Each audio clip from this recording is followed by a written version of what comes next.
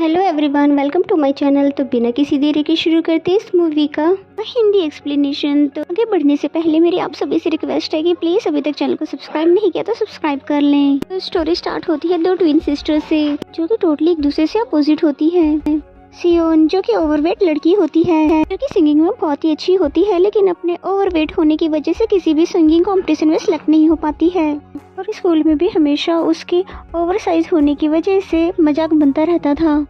जिसकी वजह से उसका सेल्फ कॉन्फिडेंट खत्म हो चुका होता है। सियोन का एक हाई स्कूल क्रश भी होता है, पर वो तो सबके साथ मिलकर उस पे हंसता रहता है और उसका मजाक बनाता है। नेक्स्ट सीन में उसकी सिस्टर को दिखाते हैं, सिया, जो कि बहुत ही ज्यादा सुंदर ब्यूटीफुल एक्ट्रेस और सिंगर और मॉडल भी होती है, बहुत ज्यादा पॉपुलर और फेमस भी होती है, लेकिन वो बहुत ज्यादा घमंडी होती है। साथ ही वो एक गर्ल्स ग्रुप मेरिकल की एक मेंबर भी होती है और सिया अपनी सिस्टर को बिग साइज होने की वजह से उसको एक्सेप्ट ही नहीं करती है और जब भी उसका कभी इंटरव्यू होता है तो सिया उसको रूम में ही रहने के लिए कहती है और अपने सभी फैंस से उसको हाइड रखती है। और इनकी लाइफ बस ऐसे चल ही रही थी कि एक दिन इसमें ट्विस्ट आ जाता है। सेओल का डॉग कहीं पर भाग जाता है और जिसकी वजह से बहुत ही ज्यादा परेशान हो जाती है और उसको हर जगह पे ढूंढने लग जाती है और बहुत ज्यादा अपने डॉग को ढूंढने के बाद भी उसका डॉग मिल नहीं रहा होता है। सुबह से शाम हो जाता है उसको अपने डॉग को ढूंढते ढूंढते और फाइनली उसको अपना डॉग मिल ही जाता है और वहीं पर उसको एक लेडी भी बेहोश दिखती है। तो सियोल उस लेडी की हेल्प कर देती है, बट वो लेडी तो कोई नॉर्मल लेडी नहीं होती है, वो एक मिस्टीरियस टैरो कार्ड लीडर होती है जो कि सियोन का फेस देखते ही पहचान जाती है कि ये बहुत ही परेशान टाइप की लड़की है। तो वो सियोन की हेल्प करने की सोचती है और फिर उसको एक टैरो कार्ड सेलेक्ट करने के लिए बोलती है और साथ ही उसे एक विश भी मांगने के लिए कहती है। वैसे तो सियोन को इन चीजों पे बिल्कुल भी भरोसा नहीं था, लेकिन फिर भी वो विश कर देती है कि अगर ऐसा कुछ सच है तो क्यों ना मेरी बॉडी सिया की बॉडी से चेंज हो जाए। और फिर टैरो कार्ड लीडर सियोन को एक लॉकेट देती है और लॉकेट देने के साथ साथ वो ये भी बोलती है कि तुम्हें किसी भी तरह की कोई प्रॉब्लम भी हो तो मेरे पास आ सकती हो। एंड देन नेक्स्ट सीन में सियोन जैसे ही घर वापस जा रही होती है तो सडनली उसको चक्कर आ जाता है और वो वहीं पर बेहोश होकर गिर जाती है। और दूसरी तरफ हमें सिया को दिखाते हैं जो कि डांस प्रैक्टिस करते समय वो भी बेहोश हो जाती है। और फिर आता है कहानी में ट्विस्ट, यानी कि नेक्स्ट डे जब वो दोनों उठते हैं तो दोनों की ही बॉडी चेंज हो जाती है जो कि एक दूसरे को देखते ही बहुत जोरों से चिल्लाते हैं। जिसके बाद सियोन सिया को पूरी कहानी बताती है और फिर वो दोनों टैरो कार्ड लीडर के पास जाते हैं, पर वहाँ जाकर उन्हें पता चलता है वो घर पर नहीं है बल्कि 30 डेज के लिए वेकेशन पर गई हुई है। फिर भला हो भी क्या सकता था, ये दोनों एक दूसरे को एक्सेप्ट कर देती है और साथ ही एक दूसरे को समझने की कोशिश भी करने लगती है। एंड देन हमें नेक्स्ट सीन दिखाया जाता है नेक्स्ट डे का, जहाँ पर सिया बहुत हैप्पी सैप्पी होकर स्कूल जा रही होती है। अब तो सिया को ना ही डाइटिंग की चिंता है और ना ही किसी डांसिंग की तैयारी करनी है। तभी उसके क्लासमेट्स उसको आकर बुली करना शुरू कर देते हैं, लेकिन सिया कुछ भी नहीं कह पाती है क्योंकि उसकी बहनों से ऐसा करने से मना कर रखा था। एंड देन नेक्स्ट सीन में हमें सियोन को दिखाते हैं जो कि सिया के स्टूडियो आई होती है, लेकिन उसकी तरह वो बिल्कुल भी बिहेव नहीं कर पाती और ना ही उसकी तरह डांस कर पाती है क्योंकि उसमें स्टार्टिंग से ही सेल्फ कॉन्फिडेंस तो था ही नहीं, जिसकी वजह से उसके सबके सामने परफॉर्मेंस करना बहुत ज़्यादा मुश्किल हो जाता है। जिसके बाद वो थोड़ा रिलैक्स होकर सोचने लगती थी कि वो कैसे अपने रूम में डांस और सिंगिंग किया करती थी।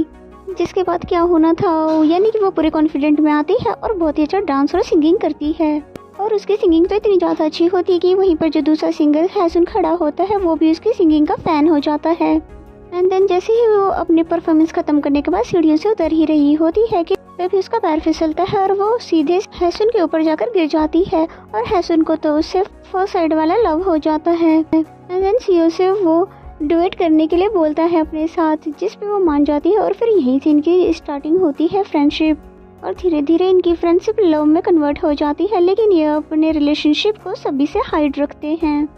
एंड देन नेक्स्ट सीन हमें सिया का दिखाया जाता है जिसे अपनी सिस्टर की एक सीक्रेट डायरी मिलती है जिसमें सब कुछ लिखा हुआ होता है कि कैसे उसके क्लासमेट्स और इवन कि उसके हाई स्कूल क्रश भी उसका मजाक बनाते हैं। फिर क्या था, सिया अपनी सिस्टर का बदला लेने के लिए सोचती है और फिर जाकर उन सभी लड़कियों की लुक्स का मजाक भी उड़ाने लग जाती है और साथ ही सिया उनके क्रश का भी अच्छे से क्लास भी लगा देती है। और ये सब करके तो सिया को बहुत ही ज़्यादा मज़ा आता है क्योंकि फाइनली उसने अपनी बहन का बदला जो ले लिया है। और इन सभी की अच्छे से क्लास लेने के बाद, इन लोगों पे हंसने के बाद वो यहाँ से मज़े लेते हुए निकल जाती है। और फिर धीरे धीरे सिया सियोन के स्कूल में बहुत ही ज़्यादा फेमस होने लग जाती है क्योंकि उसका स्टाइल तो क्योंकि सिया का होता है। और लड़के तो सियोन के फैन हो जाते हैं और कुछ लड़कियां तो उससे डांस देखने भी लग जाती है।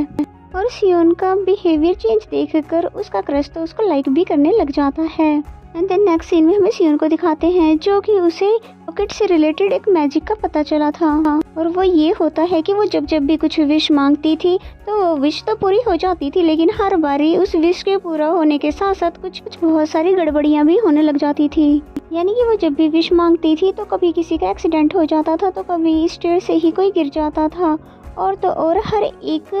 विश की एक नेगेटिव प्राइस होती थी। एंड देन हमें हैसन को दिखाते हैं जिसने अपना एक एल्बम रिलीज कर लिया है, पर उसके कुछ वर्ड और कुछ म्यूजिक जो कि दूसरे सिंगर से मैच हो रहे थे, जिसकी वजह से हैसन को सब चीटर समझने लग जाते हैं और बेचारा बहुत ही ज्यादा परेशान हो जाता है और वो खुद को एक रूम में बंद कर लेता है। अब ये सब सुनकर सियोन को हैसन की टेंशन होने लगती है, जिसके बाद सियोन हैसन से मिलती है और साथ ही उसको अपने साथ एक न्यू सॉन्ग क्रिएट करने के लिए भी कहती है। एंड देन वो दोनों मिलकर एक ब्यूटीफुल सा सॉन्ग भी रिकॉर्ड कर देते हैं, जिसमें इन दोनों की लव की सारी मेमोरीज भी होती है। देन आफ्टर रिकॉर्डिंग जैसे ही वो दोनों बाहर जा रहे होते हैं तो इनकी कोई चुपके से पिक ले लेता है, और जिसके बाद इनकी लव रिलेशन तो पूरे मीडिया में और सोशल मीडिया पे छा जाती है और अब हर कोई इनके रिलेशनशिप के बारे में बात कर रहा था। और फिर सिया को जैसे ये बात पता चलता है तो वो बहुत ही ज्यादा उस पर गुस्सा होती है। एक तो उसकी बॉडी चेंज हो गई है और फिर ऊपर से इसने इतना बड़ा कांड जो कर दिया है, क्योंकि उसने उसकी बॉडी में रहते हुए सीक्रेटली किसी से लव अफेयर जस्ट स्टार्ट कर दिया था। फिर इन दोनों की फाइटिंग बहुत बुरी तरह से स्टार्ट हो जाती है, जिसे हैसन आकर रोकता है और हैसन सिया को धक्का दे देता है, क्योंकि उसको ऐसा लगता है कि ये कोई क्रेजी फैन है जो कि इनकी लव अफेयर के बारे में सुनने के बाद सिया को परेशान कर रही है। और फिर इतना सब कुछ हो जाने के बाद सिया बहुत ही ज्यादा परेशान हो जाती है और फिर वो टैरो कार्ड मास्टर के घर जाती है, पर वहाँ पर वो नहीं होती बल्कि उनकी बेटी मिलती है और वो बताती है कि उसकी मॉम बीमार है, इसलिए वो कुछ टाइम बाद ही यहाँ पर आएंगी, पर तुम मुझे अपनी प्रॉब्लम बता सकती हो। जिस पे सियोन उसको बताती है कि मुझे ठीक पहले जैसा ही वापस होना है। तो वो टैरो कार्ड लीडर की बेटी बताती है कि तुम्हें सच्चे दिल से उसी लॉकेट से यही विश मांगनी है कि सब पहले जैसा हो जाए, जिसके बाद सब कुछ नॉर्मल हो जाएगा।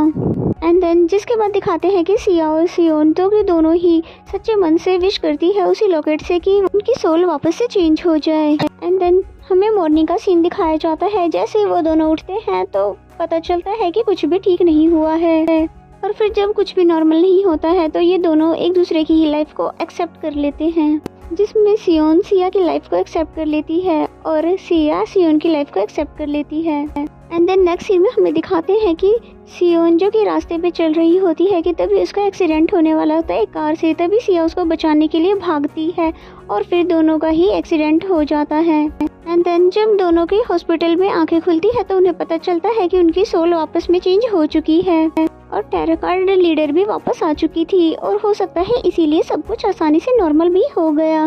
और अब जब सब कुछ नॉर्मल हो गया है तो सिया हैसन से ब्रेकअप कर लेती है। वही सियोन की मुलाकात हाई स्कूल क्रश से होती है और वो उससे माफी मांगता है, साथ ही उसे फ्रेंडशिप करने के लिए भी कहता है, लेकिन वो मना कर देती है क्योंकि वो अब भी हैसन को ही लाइक करती थी। और साथ ही हमें सिया और सियोन की दोनों की बॉन्डिंग भी दिखाते हैं जो कि अब बहुत ही ज़्यादा स्ट्रॉन्ग हो चुकी है पहले के मुताबिक।